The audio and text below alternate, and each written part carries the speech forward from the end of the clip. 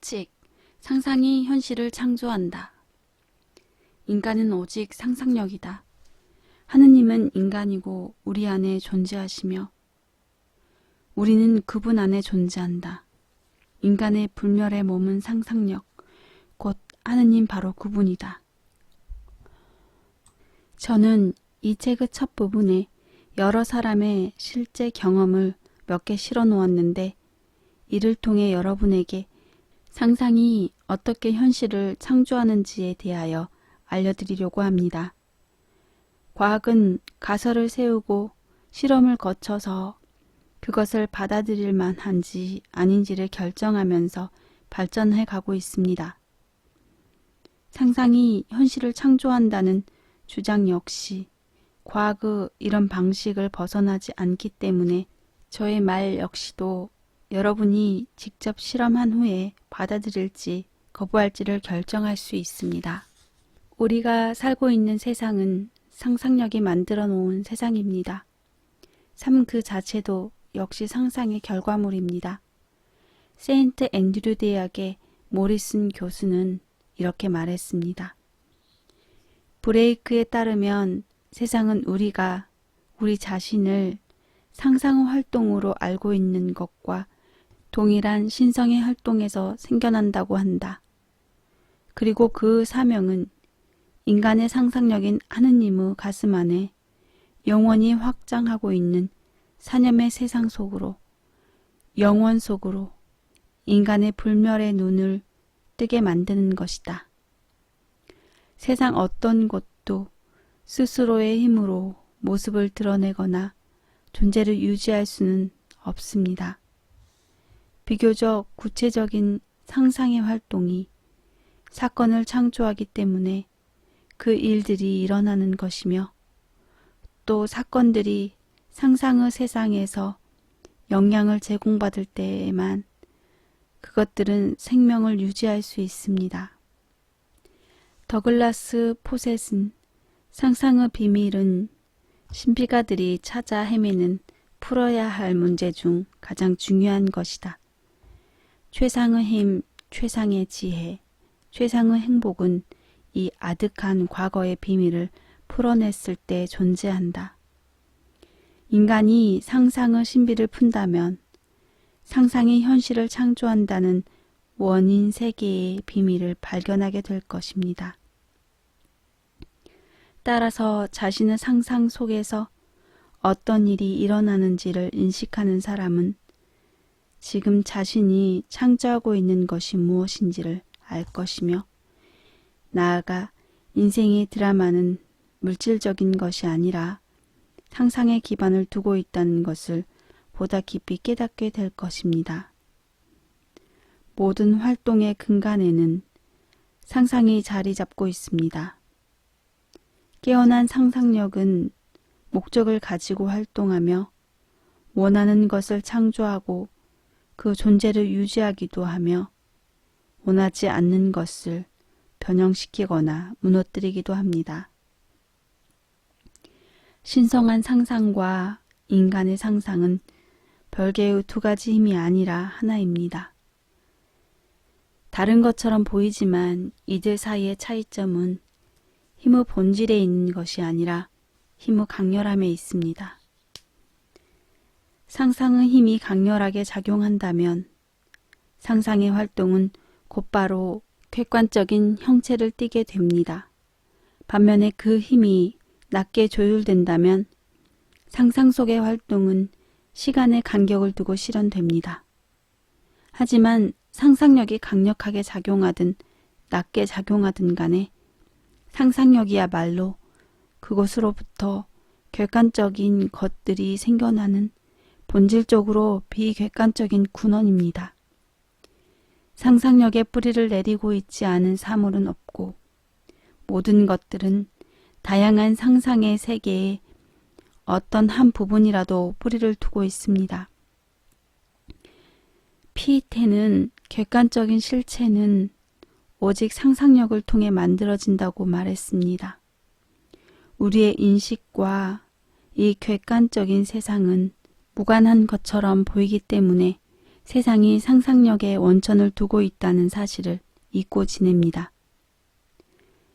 하지만 우리가 살고 있는 세상은 상상력으로 이루어진 세상이기 때문에 우리가 상상력 자체라는 사실을 인식하고 있든 아니든 상관없이 우리 인간들은 상상의 활동을 통해 현실을 창조하고 삶의 환경을 만들고 있습니다.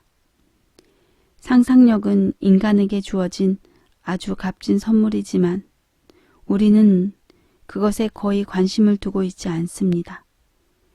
여러분이 의식적으로 상상력이라는 선물을 받아들여 그것을 사용할 준비가 되지 않다면 그 선물은 존재하지 않는 것이 됩니다. 우리 모두는 현실을 창조할 힘이 있습니다. 하지만 의식적으로 사용하지 않는다면 이 힘은 죽은 것처럼 잠들어 있게 됩니다. 인간은 창조의 중심부인 상상력 안에 살고 있습니다. 상상력을 이용하는 삶보다 더 지혜로운 삶은 없습니다. 미래는 인간의 상상 활동과 근본적으로 다르지 않습니다. 따라서 여러분의 뜻대로 자신이 기뻐할 만한 상상의 활동을 불러내어 현실로 만드는 사람은 운명의 지배자가 됩니다. 미래는 창조의 과정을 밟아가고 있는 상상력의 활동입니다. 상상은 시인, 예술가, 배우, 그리고 강연자들의 창조의 힘일 뿐만 아니라 과학자, 발명가, 상인, 기술공들의 창조의 힘이기도 합니다.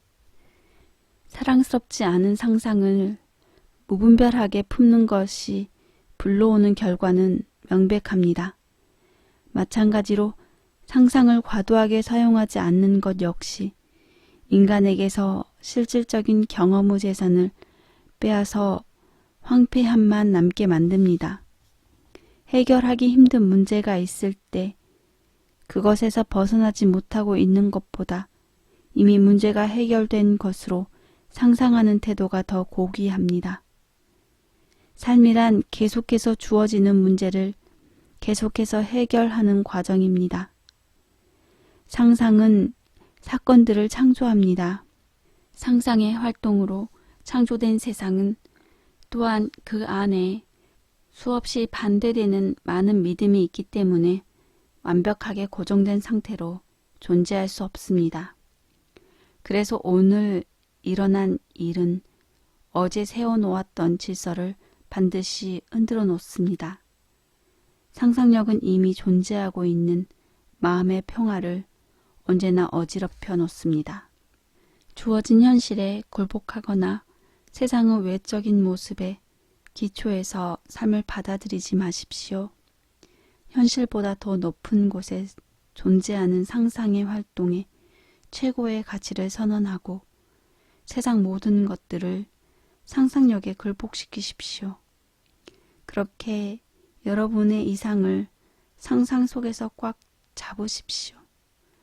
여러분이 이상을 놓쳐버릴 때를 제외하면 그 무엇도 그 누구도 여러분에게서 이상을 빼앗아 가지 못할 것입니다. 오직 가치 있고 희망적인 결과를 상상하십시오. 여러분의 내면을 변화시키기 전에 외부의 환경을 변화시키려고 하는 것은 자연의 섭리에 대항해 싸우는 것입니다. 내면에서 변화가 찾아오지 않는다면 외적인 변화는 이루어지지 않습니다. 내면의 변화를 만들지 않고 여러분이 무언가를 한다면 그것은 단지 표면만을 변형시키는 것입니다. 소망이 성취된 것을 상상해서 그 상태와 하나가 됩니다. 그리고 그렇게 하나가 되면 여러분은 변화된 내면에 맞춰서 행동하게 됩니다. 상상이 변화된다면 행동 또한 변화하게 됩니다. 하지만 한 상태에 머물다가 다른 상태로 변화될 때 겪는 일시적인 변화는 진정한 내면의 변화가 아닙니다. 그것은 잠시 원하는 상태에 머물다가도 급격히 원래 있던 곳으로 돌아갈 수 있기 때문에 그렇습니다. 하지만 하나의 상태가 점점 견고하게 자리를 잡고 지속적인 분위기와 습관적인 태도를 만들게 된다면 그런 습관적인 태도가 여러분의 성격으로 자리 잡는 진정한 변형을 이루어냅니다. 어떻게 그런 일을 할 수 있겠습니까? 비결은 자신을 내놓는 것에 있습니다. 원하는 이상을 깊게 사랑하여 소망이 성취된 것 안에 자신을 정신적으로 내려놓아야 하고 또 새로운 상태 안에 머물며 더 이상 이전의 상태 안에서 살지 말아야만 합니다. 여러분이 사랑하지도 않는 것에 자신을 맡길 수는 없을 것입니다. 그래서 자아를 맡기는 것의 비밀은 사랑이 더해진 믿음입니다. 믿음은 믿을 수 없는 것을 믿는 것입니다. 여러분은 자신을 정신적으로 맡기는 행동이 결국 실체를 만들 것이라는 믿음 안에서 소망이 성취된 느낌에 자신을 내려놓으십시오. 상상은 현실을 창조하기에 그런 행동은 반드시 실체가 될 것입니다. 상상력은 지금 있는 것을 그대로 유지하기도 하고 변형을 만들어내기도 합니다. 상상력이 기억과 감각의 영역으로부터 영향을 공급받는다면 현재의 상태를 그대로 유지하게 됩니다. 하지만 여러분이 원하는 모습을 상상하게 되면 상상력은 광활한 환상의 꿈들로부터 자신의 세상을 만들며 여러분의 인생을 창조적으로 변형시킵니다. 우리가 형상들을 받아들일 때 우리에게 자연스럽게 맨 처음 다가오는 것은 감각의 형상들입니다. 하지만 현재의 감각이 받아들이고 있는 인상 역시 하나의 마음속의 형상일 뿐이며 기억 속의 이미지나 소망이라는 형태로 존재하는 것들과 다르지 않습니다. 감각이 제공하는 인상이 쉽게 현실이 되는 이유는 상상력이 3차원의 감각의 형상 안에서 활동하고 있기 때문입니다. 반면에 기억이나 소망을 쉽게 현실로 만들지 못하는 이유는 상상력이 기억이나 소망 안에서 활동하지 못하고 그것으로부터 생각하지 않고 기억 또는 소망 바깥에서 활동하기 때문입니다. 만약 여러분이 상상 속의 형상과 하나가 된다면 창조적으로 변형한다는 것이 무엇인지 알게 될 것이고 소망을 실현하게 될 것이며 또한 여러분은 행복하게 될 것입니다.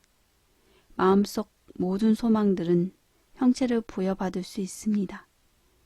하지만 여러분 자신이 그것과 하나가 되어 그 마음속 형상으로부터 생각하지 않는다면 그것들은 태어날 수 없습니다. 따라서 단지 시간이 지나간다면 소망이 현실로 이루어질 것이라고 기대하는 것은 어리석은 짓입니다. 상상을 현실로 만들기 위해서는 원하는 상태를 차지해서 그 상태 안에서 머무는 것을 요구합니다. 따라서 원하는 상태 안에서 머물지 않는다면 결과가 일어날 수 없다는 것은 명백합니다. 여러분은 어떤 하나의 이미지 안에 있으면서 다른 이미지 안에서 일어나는 결과를 경험할 수는 없습니다. 상상력은 영적인 감각입니다. 소망이 성취된 장면 속으로 들어가서 그것이 물질적인 현실이 되었다면 여러분이 했을 만한 행동을 마음속으로 연기해서 그 장면에 감각적인 생생함과 현실의 분위기를 주십시오. 여러분이 장미를 쥐고 있다고 상상해 보시고 한번 냄새를 맡아 보십시오. 장미의 향이 느껴지나요? 지금 장미가 없는 빈 공간 속에서도 그 향기를 느낄 수 있나요? 여러분은 상상 속의 시각, 청각, 후각, 미각, 촉각이라는 영적인 감각을 이용해서 마음속의 형상에 감각적인 생생함을 줄 수 있습니다. 여러분의 영적인 감각을 이용해서 그것의 실체와 같은 생생한 감각을 준다면 세상 모든 것들은 여러분이 뿌린 씨앗을 거둘 수 있도록 도울 것입니다. 소망이 이루어진 후에 그것이 이루어진 과정을 돌아본다면 여러분의 꿈이 현실로 나타나도록 여러분을 인도했던 사건들이 얼마나 솜씨좋게 전개되었는지 알게 될 것입니다. 상상력이 소망을 성취시키기 위해 고안했던 방법들은 여러분이 결코 고안해낼 수 없었을 것입니다. 여러분이 현재의 감각에 매여 있는 것으로부터 벗어나 현재의 삶을 변화시키기 원한다면 지금 원하는 모습이 이미 되었다 상상하면서 그것이 현실이라면 여러분이 느꼈을 것을 지금 느끼고 있다고 상상하시면 됩니다. 아이들이 공상 속에서 자신의 세상을 만드는 것처럼 여러분 역시 순수한 상상의 바다로부터 여러분 세상을 창조하십시오. 마음속에서 그것과 하나가 되어 그것이 현실이라면 실제로 할 만한 것을 마음속에서 하십시오. 부자들이 꿈을 실현하는 것이 아니라 상상하는 자가 꿈을 실현한다는 것을 여러분은 알게 될 것입니다. 현재의 여러분과 소망이 성취된 것 사이에는 현실이라는 장벽을 제외하고는 어떤 장벽도 존재하지 않습니다. 하지만 현실이라는 장벽 역시 상상이 만들어낸 창조물입니다. 여러분의 내면을 바꾼다면 현실에서도 변화가 찾아올 것입니다. 여러분과 여러분의 과거는 하나의 연속된 구조입니다. 이것은 여태껏 일어났던 모든 것을 포함하여 마음의 경계 밑에서 지금도 여전히 영향을 미치고 있습니다. 우리가 생각하기에 과거는 이미 죽어 있으며 변화시킬 수 없는 듯이 보입니다. 하지만 과거는 생명을 가지고 있고 여전히 살아 있습니다. 그것은 살아 움직이고 있는 시간의 한 부분입니다. 그 무엇도 사라지지 않기 때문에 과거의 잘못들을 뒤에 떨쳐버리고 떠날 수는 없습니다. 존재했던 모든 것들은 지금도 존재하고 있습니다. 과거는 여전히 존재하면서 그 영향을 현재와 미래에 미치고 있습니다. 비록 그것이 먼 과거의 일이라도 인간은 기억 속으로 돌아가서 불행의 원인들을 찾아내어 무너뜨려야 합니다. 그렇게 과거의 장면들은 원래 그것이 존재했어야만 하는 상태로 다시 재현하는 것을 교정이라고 말합니다. 그 교정으로 우리의 과거를 무효로 만들 수 있습니다. 여러분이 삶을 바꾼다는 것은 과거를 바꾸는 것을 뜻합니다. 지금 일어나고 있는 불행의 원인은 교정되지 않은 과거의 장면 속에 있습니다. 과거와 현재는 인간의 구조 전체를 구성하면서 그 안의 내용물들을 실어 나르고 있습니다. 그 내용물에 하나의 변화가 일어난다면 현재와 미래에 하나의 변화가 찾아옵니다. 기억할 가치가 있는 것들만 마음속에 간직될 수 있도록 고귀하게 사십시오.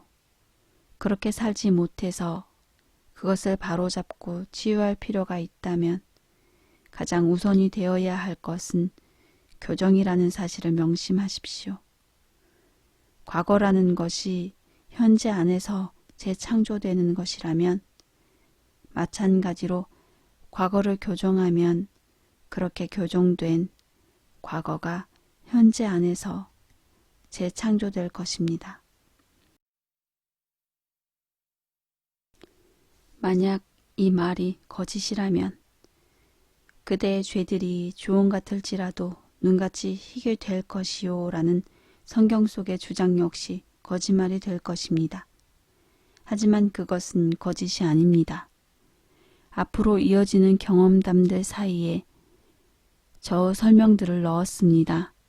이 설명들은 내용상 연결된 14단원의 주제들을 가능한 한 간단하게 하나로 연결하기 위해서 쓰였고 그것들은 상상이 현실을 창조한다는 일관된 주제로 내용들을 일관성 있게 묶어놓은 것이라 생각됩니다.